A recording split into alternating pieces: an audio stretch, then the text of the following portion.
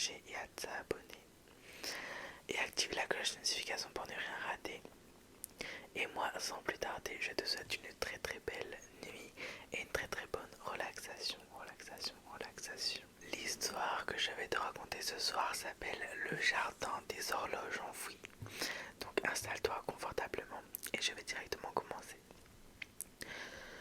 Dans la région isolée de Brumézac, à mi-chemin entre les collines et les marais, il existait un sentier que seuls les anciens connaissaient. Un sentier étroit, presque invisible, qui menait à un lieu dont on ne parlait plus. Un jardin oublié. On l'appelait le jardin des horloges enfouies. Personne ne savait qui l'avait créé. Pas de portail, pas de mur, seulement une grande étendue silencieuse, couverte d'herbes folles, de roses anciennes et de montres d'horloges, de cadrans en pierre à moitié enfouis dans la terre. C'est un vieil homme, Arsène Delval, qui le découvrit un soir d'orage. Il fuyait la ville, le bruit, les souvenirs trop lourds. Il cherchait le silence, mais trouva le temps arrêté. Le jardin était étrange. Aucune horloge ne fonctionnait. Et pourtant, chaque soir, à la tombée du jour, l'air vibrait doucement. Comme un battement d'ailes ou un cœur ancien qui refusait de se taire. Arsène resta.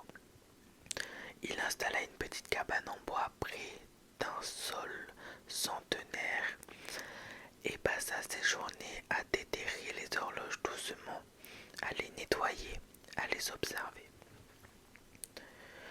Il ne cherchait pas à les réparer, seulement à écouter ce qu'elles avaient à dire, car il avait compris quelque chose.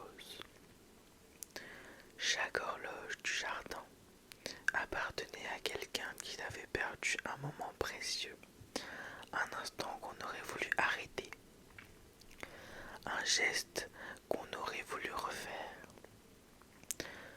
Les horloges n'étaient pas cassées, elles s'étaient arrêtées volontairement. Un jour, une jeune femme nommée Maya apparut sur le sentier. Elle ne savait pas pourquoi elle était venue. Elle avait simplement marché, guidée par une impression floue, comme un rêve oublié.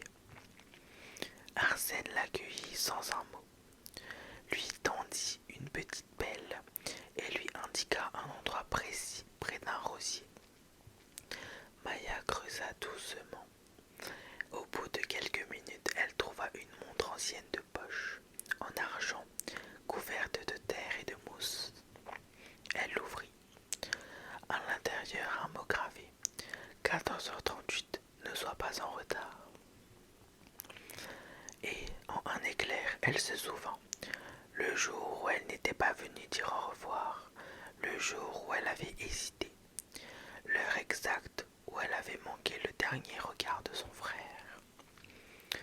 Les larmes qui lui montèrent aux yeux. Arsène ne dit rien. Il se contenta de poser une main sur son épaule.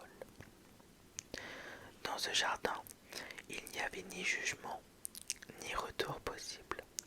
Seulement la douceur d'un monde où les regrets avaient enfin un lieu pour reposer.